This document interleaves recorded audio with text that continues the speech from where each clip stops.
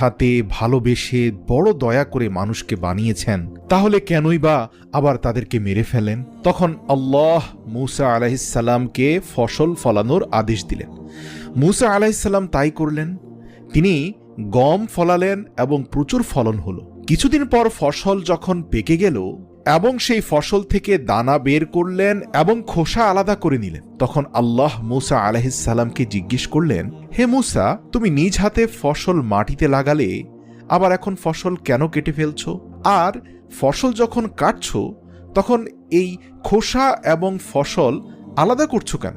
মূসা বললেন, হে মহান প্রভু, পেকে যাওয়া ফসল সঠিক সময়ে যদি আমি না কাটি তাহলে এর থেকে আমি দানা বের করব কিভাবে? আর খোসা থেকে গম বের না করলে খোসা আর গম দুটো মিলে তো আমি খেতে পারবো না, এগুলোকে আলাদা করতেই হবে।